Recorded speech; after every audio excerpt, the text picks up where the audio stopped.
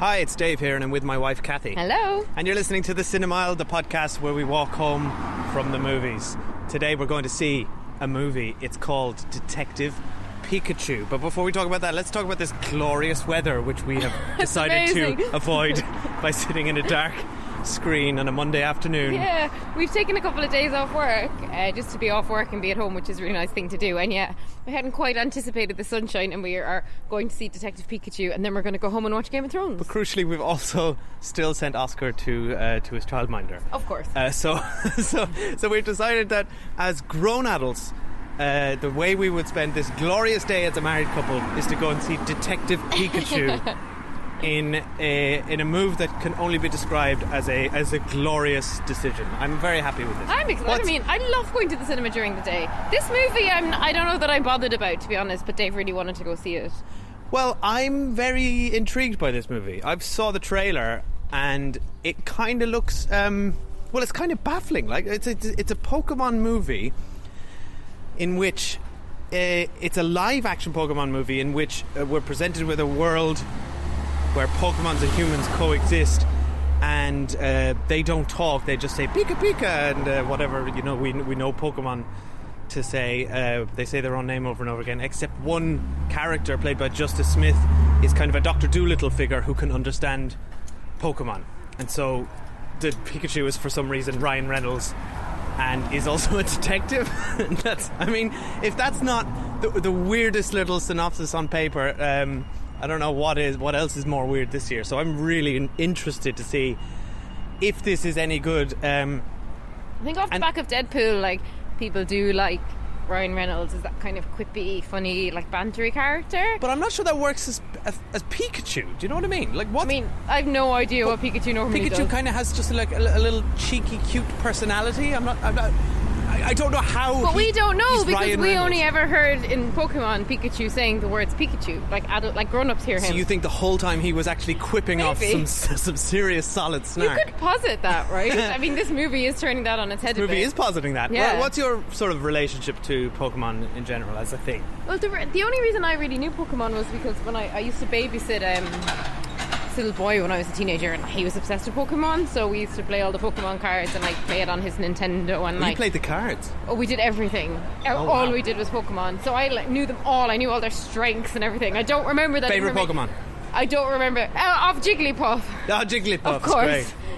Because Jigglypuff was the one who sang and did karaoke and sent people to sleep. But that's the only ones I remember are Jigglypuff and Pikachu. And she used to get really annoyed then and draw on people's face that with was markers, really fun. like college her pranks. microphone would turn into a marker. But anyway, we totally digress. We need to go and see this movie now. Do you know much about Pokemon? I played. I was of the right age when Pokemon came on. Maybe a little older, maybe 14, a bit too old. 15.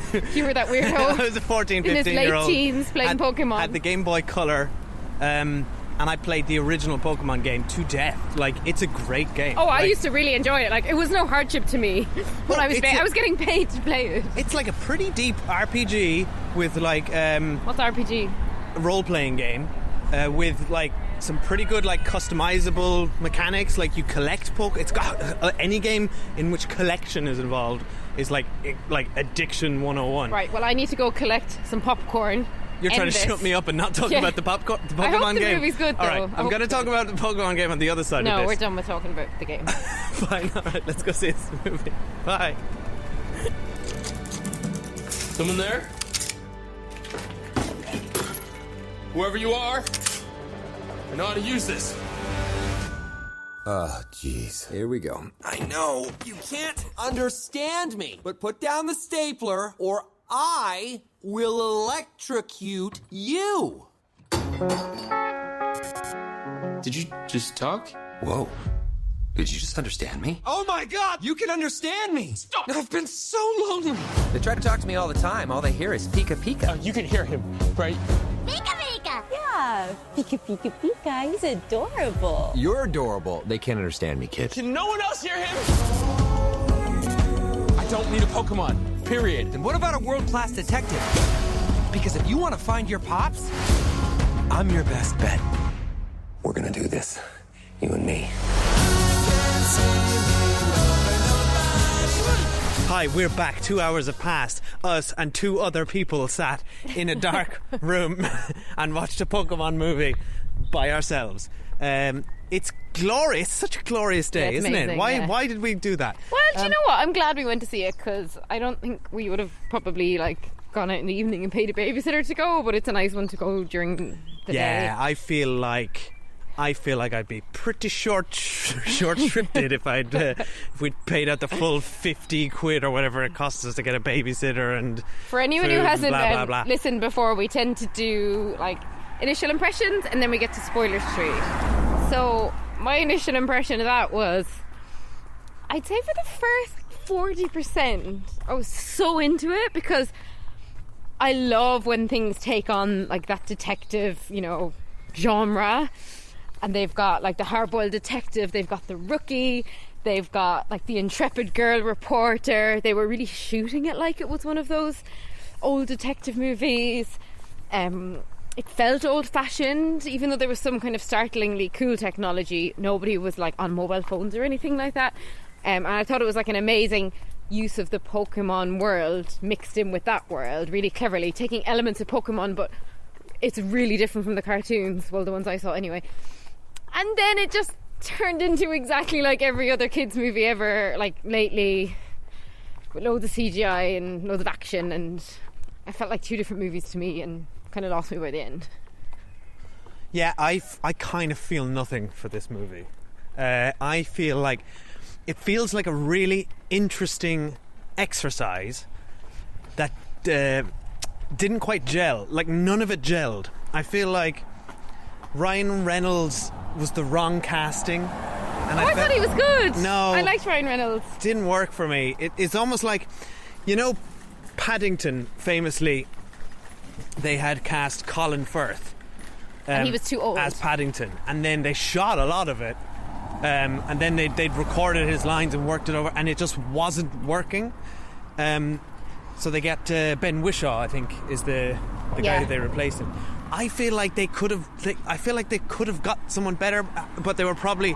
But also, it was too intrinsic. This role is so intrinsically Ryan Reynolds that Pikachu surely written with him was in mind. just lost. Yeah, so it was almost like exactly the writing felt like Ryan Reynolds sort of spitballing.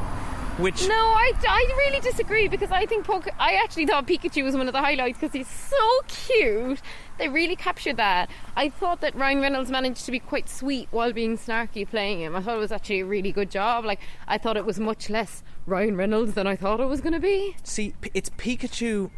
Pikachu was cute when it wasn't Ryan Reynolds. When it was just Pika, Pika, Pika. Yeah, that was cute. The design of Pikachu and the animation of him was very well executed, and yeah, he's absolutely adorable. But then when he's Ryan Reynolds, I'm just like, this is just Ryan Reynolds, and all I have in my head is Ryan Reynolds, so it's jarring. You keep saying his name. It's like Rumpelstiltskin.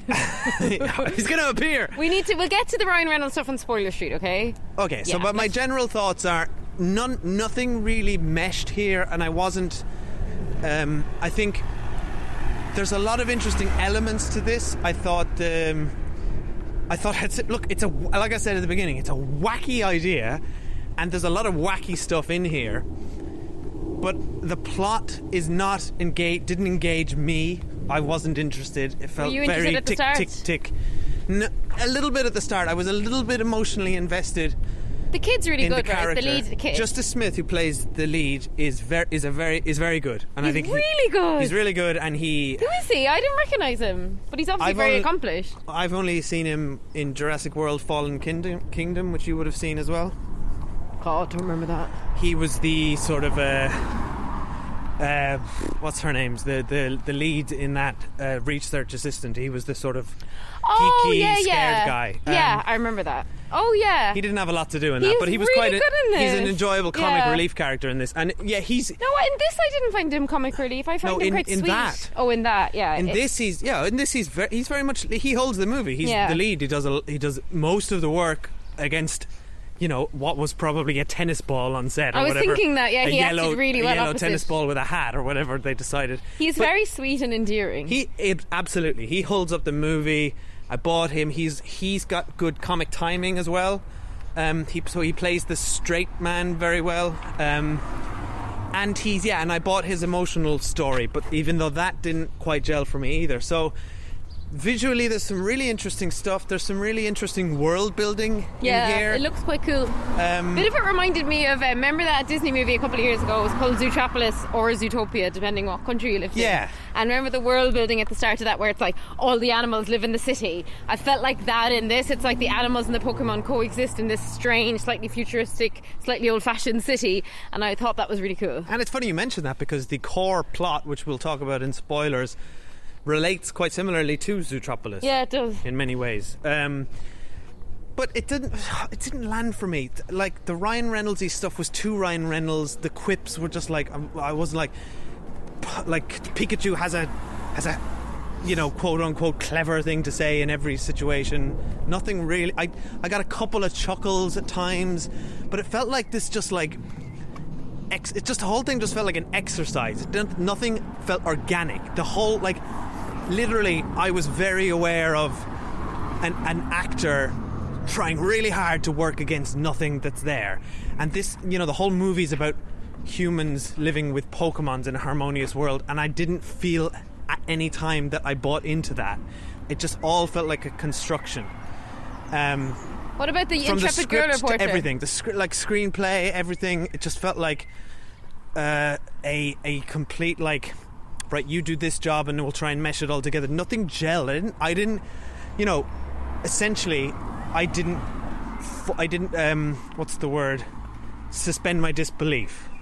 It seems like you had such a bee in your bonnet about Ryan Reynolds that you couldn't get over that and just enjoy the movie. But what I thought, like, hang on, what a beautiful way for me to just absolutely disregard everything I just said in one sentence. Well, it sounds like you just had an issue with Ryan Reynolds, so everything you say is pointless. You had a bee in your bonnet about it. But did you enjoy the stuff at the start? Thanks for clarifying that. No, I just meant specifically you had a bee in your bonnet. I'm just womansplaining you. What do you think about, though? There was fun stuff, and they lost it, and they didn't do enough of it. Around, like, the way the girl reporter was, like, working, kind of trying to be undercover, and when they initially meet, that was all really fun. But I think we should probably get to spoilers on it. Yeah, look, I thought it probably is the best video game adaptation to a movie ever we saw made. that at the end is based on a video game. Like, oh yes, it's based on an actual video game called Detective Pikachu, which I have never played, admittedly. I've only ever played the original Pokemon. Never heard of it. But and I'm also guys, I'm not a Pokemon fanatic, really. I played it like 15 years ago and thought it was great fun, and I watched the cartoon when it was on and we were in university. But like, I'm not a fanatic. I didn't recognize all the references. I don't. Jigglypuff, she showed up for like one glorious second. I wanted to see her like singing sultrily in a bar, but she did a quick one. So maybe this would work on a super fan. I also didn't have a lot invested in it, so I didn't have high expectations. But for me, it just felt flat. It just felt like a flat note.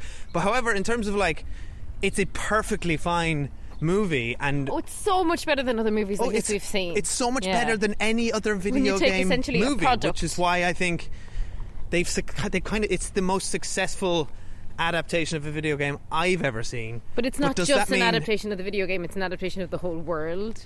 So it's got a lot of stuff to mine. But crucially, that's why I think it is successful in that regard, because, like a lot of modern successful stories now, it recognizes the world we live in and the how ubiquitous this is in pop culture, to the point where you don't have to explain what Pokemon are. It's not a Pokemon origin story, for instance. It's just like, it presents a world, there are Pokemon, blah blah blah, and it tells a story within that. And other examples I'm thinking of are a lot of the recent MCU movies, the Spider-Man Into the Spider-Verse, they don't have to, it's like, who Spider-Man is, now we're going to tell this story. Yeah. I mean, you're not really going to see this movie unless A, you're interested in it, or B, like, your kid's interested in it, right? Well, yeah, and you're not going to have two unsuspecting adults at it. And I like that they don't bother. You get a quick thing at the beginning with, you get your obligatory exposition moment, but then it's done, it's out of the way. It's not like this doesn't have to set up who these Pokemon are or what they do. They have powers and they fight and all that. It's just like, yeah, we all get it now, tell your story. So I think it was a smart way to do, and I thought it was an interesting way to tell a Pokemon story, certainly. And they did one really good bit of exposition that was done really well, like through a video. Because sometimes we just need some exposition. Just give it to us in a video. It helps the lead characters watching that same video. I think that was particularly inventive. I don't think it was inventive, but I thought it was really effective. Told me what I needed to know. Yes, move on. Effective. And what I really want to find out is my little nephew, who's 6, Killian, and he's obsessed with Pokemon. So I wonder if my sister's going to bring him to see it. I want to see what he has to say about it, because he's a true Pokemon fan kid. Wait up, I got a stone in my shoe. I don't know. Do you want to get him on the podcast? Well, I do, but I don't know if my sister let her kid come on the podcast. But I want to know, what like a real kid Pokemon fan thinks of it, because he may think the opposite of me, in that he might think the start was boring and by the end it was really fun when we had all the Pokemon. Yeah, maybe. And that's a good question. I don't know how kids would react to this, because parts of it felt very like a horror movie. In many parts of it, in fact.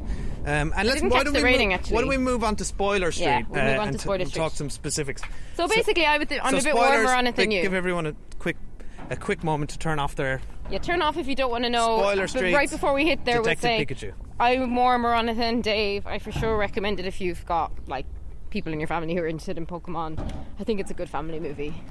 I think it loses the plot by the end, so you want some good snacks or something to occupy yourself. But if you're if you're like bringing a family to this, say you're bringing 2 kids to this, you're spending 50, 60 quid. It's a big night out. Would you walk away feeling satisfied from this? I would if my kids enjoyed it. Yeah, if your kids enjoyed it, but I don't know. I'm really curious. I think kids would love it. Whether kids would enjoy this or not, because it's kind of like the Ryan Reynolds stuff. It's not very kid friendly, is it? As such, I thought it was, and I think really? Pikachu is so cute. I think they really pulled it off. So we have to agree to disagree, and now we have officially hit Spoiler Street. But don't you feel like we're on Spoiler Street? Yeah, I know. We've been on Spoiler Street. Did you not? We turned onto that like ages ago. Do you not even recognise Spoiler Street? We come here like every week. I think that it was like a lot of the jokes didn't work for me. They felt forced and written, and this is what the problem. You can't really have organic humour derived from 2 people who aren't in a room together. You never have organic humour because it's a scripted movie. Yeah, but the scripted comedy didn't work for me either. It just felt like Ryan Reynolds was in a booth, spouting off this that dialogue. Hey kid, have you ever what do you call this, an apartment? Or it's all that kind of stuff. It's just like But that's a matter of taste, because I disagree with you on it. So let's not belabor the point of. Oh yeah, fine. Everything's a matter of taste in this regard. It's the two of us expressing our opinion. We've already discussed the Ryan Reynolds stuff. Now, what this movie did do, which really I didn't see coming, and I'm surprised I didn't. I guess it was like a bit of a Lego movie ending, but it was like I was not excited. I knew something was up with Pikachu, and I knew they'd never showed us the dad's face. Something's up with Pikachu. But I never put 2 and 2 together and thought, because I guess we wouldn't, because we didn't know the ultimate plot at that point, which is that humans and Pokemons were like merging. So yeah, had never thought of Ryan Reynolds being in Pikachu's body. Had you? No, not a bit. Yeah. It was a genuinely great twist. Yeah, it was a good twist.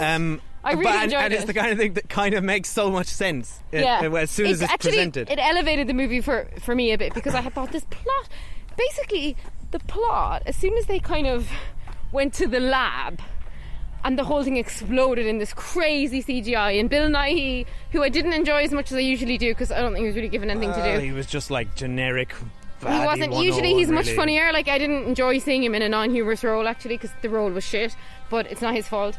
But it wouldn't have worked if it was a humorous role. No, so it just got to the... He did exactly what he had to do. Yeah, he was fine, but it just wasn't interesting. But like when they got to the lab and then everything's exploding and everyone's like shooting each other and there's like the Pokemon battle stuff, like all of that just completely lost me. And really I could hear you sighing next to me. And I like... I don't know, I suddenly felt like it was trying to be a bit like... It's funny you mentioned Jurassic, actually, because I was thinking... Oh, it feels a bit Jurassic World, all this stuff collapsing around them and I mean, some of the Pokemons were just like dragons or dinosaurs or something. Like, they were just... I couldn't get engaged with anyone. Charizard? Yeah, that's the finally evolved level of the... Yeah, I just found all that stuff really tedious. And at the end, it's like... Charizard. Sorry, so, okay, I get Bill Nighy's plan, right, in that he's like wheelchair bound and clearly very bitter about it and wants to be free. So he wants to go inside this Pokemon's body, right? I get it. Why did he want everyone in the city to go into their Pokemon's bodies? Because like, what's in it for him? Like? Because he wanted he was obsessed with evolution and how Pokemons are able to evolve.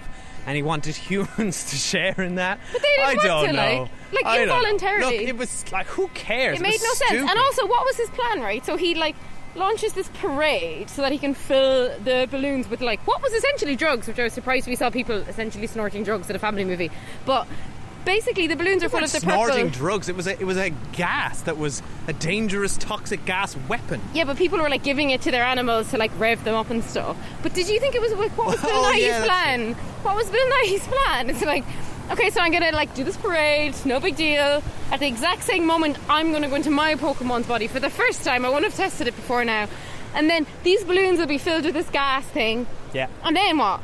Like, I know Pikachu destroyed them early, but like eventually the balloons would have ran out of gas. Cathy, it's very simple, right? Yeah. The R toxin affects the Pokemon and puts them in a primal state, and obviously Mewtwo's powers to merge humans and Pokemon only works when the Pokemon are in this state. Yeah. And then what were they going to do when the gas ran out? It's so clear. It was so perfect sense. silly. Now there was some really funny gags when they find like the mime Pokemon.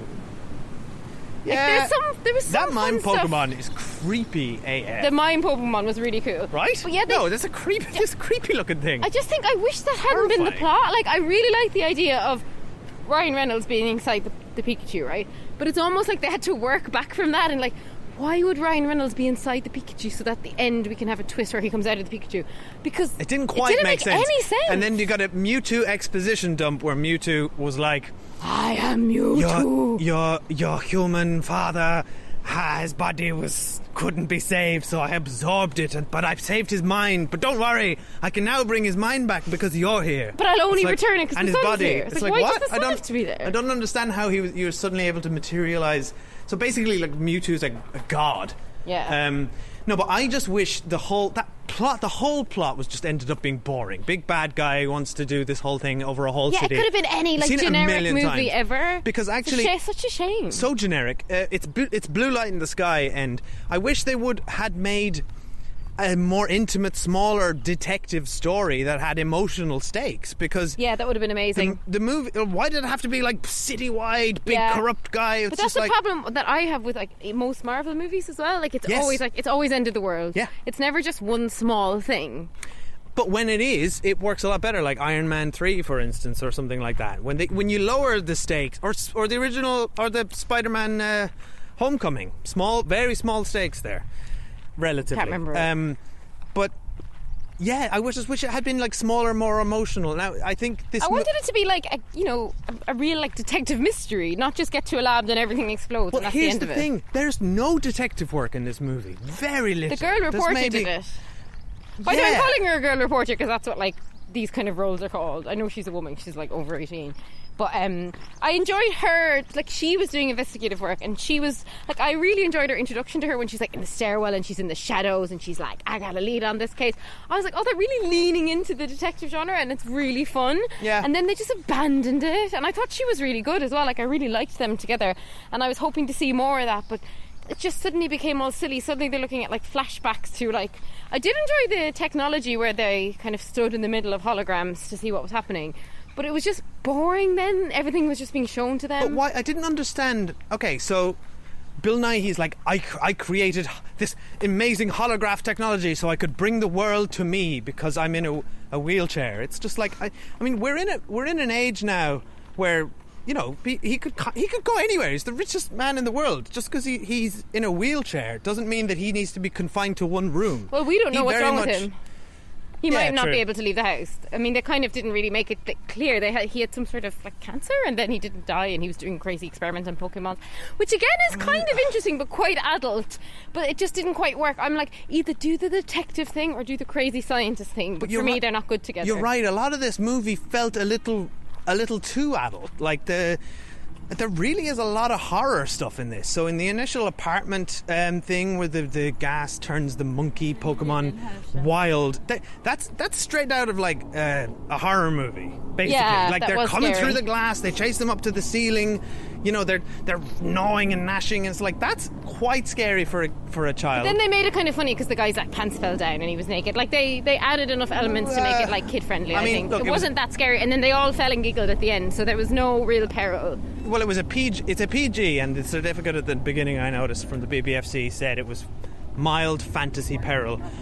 I would argue this is a little more than mild, particularly when there's like basically they're going through the lab, and they're basically the lab is where the humans are doing genetic experiments on Pokemon. Yeah, so I wouldn't say mild they're- peril. I'd say like psychological trauma. Yeah, they're like touching the glass and again, all horror beats. I've seen this in a million horror movies. But like done much tamer, to be fair.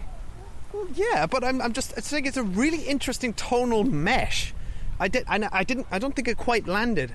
Look, I feel like there's some really interesting stuff in here. I thought the visual of the giant tortoise monster that had the land on its back was quite good. No, I thought that was the bit I thought dull. I love the stuff of Pikachu, like going through all the clues and like drinking coffee, and I thought all that stuff was really fun. Like I enjoyed that, and he's like totally hopped up on coffee. Yeah, and look, I do think the end was quite surprising in a good way. That The end definitely his redeemed father it. was there the whole time, because actually it informs and deepens the rest of the movie, because you realise not only was he having this lovely burgeoning relationship with the Pokemon, which they set up at the beginning he was unable to do, but it's actually repairing the relationship with his father the entire time, which we hadn't lovely. I mean, that's quite really realised. nice. So I think And that also- is really nice. They also said, like, Pikachu said to him, the other Pokemons can always understand you because they'll understand your body language, like, if you let them. And there's a moment where the kid, like, opens himself up and he's really crying because I think Pikachu's died, and it's like he's, like, knocking down some emotional walls. And I think all that stuff is really nice for kids, about, like, expressing emotion and asking for help when you need it. And it's not just about language. Body language is very important as well. Yeah. There's some nice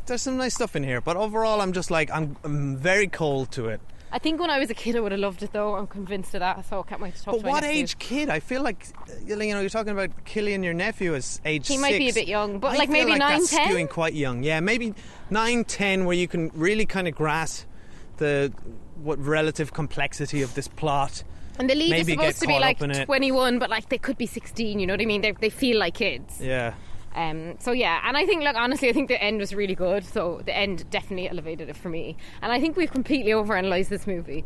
I don't think anyone else has talked about this movie as long as we have. Did you spot the weird Home Alone reference? So when he walks into his father's apartment, the movie that's playing is the fake movie that Kevin McAllister is watching, the fake detective movie, you dirty animal or whatever. Oh, I didn't know it was a fake movie. Yeah, no, it's fake. Well, which a lot of people didn't realise for a long time. That's not a real movie that Kevin McAllister is watching. They made that fake scene. They keep the change, you dirty for animal. Home Alone. Keep the change, I you dirty never animal. knew that. Okay, that's really funny then that Pikachu's watching that, or whatever, that his Which dad had been watching means that this exists in the same universe as Home Alone. it. Interesting. So we can only draw parallels that Home Alone has has Pokemon off screen. They are living in a world of Pokemon. No, because unless you're living in this specific city, you don't really coexist with Pokemon. Yeah, so just off screen, like in their garden, there were wild Pokemon. Oh yeah. Perhaps he was catching them. Yeah, for while sure. he was away. I think that's Did you- really relevant to this movie. Did you notice? I really liked the idea of Rhyme City, and I loved all the design stuff. I really admired. It was Zootopia. I admired the production design of all this. Yeah, very like Zootopia, but like they blended it with London for some reason. Maybe just because they shot there. Well, no, I think it's because it was created by Villeneuve, who's English. So if you're building a city, you might hark back to your own architecture a bit. Oh, that's what you think? Yeah. I thought this is more of a parallel world where that is London. No, because they're all in America. They had American accents.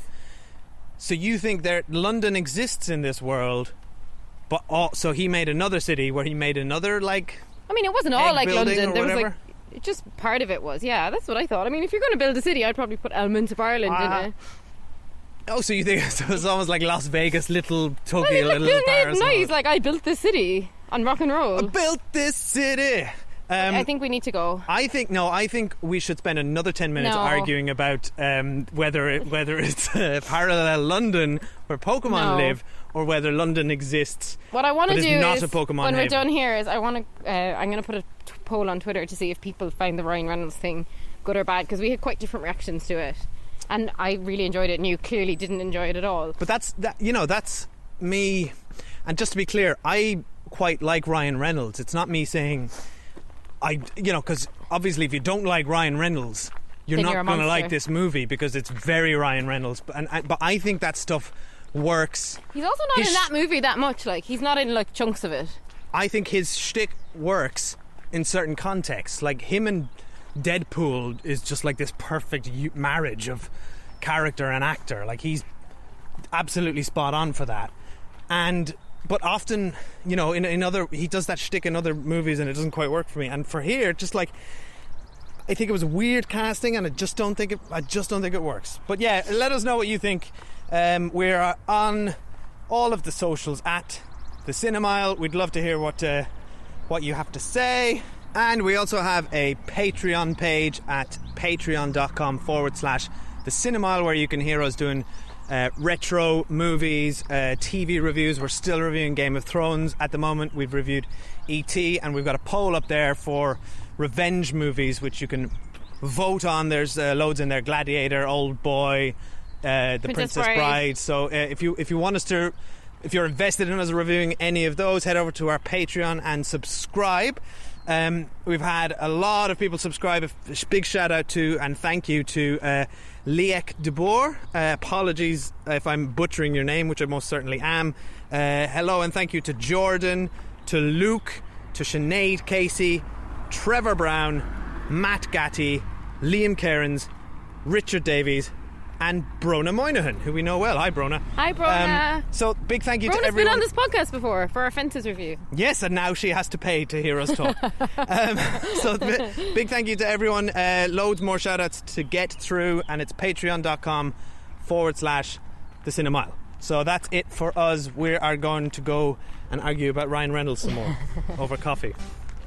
Bye. Bye.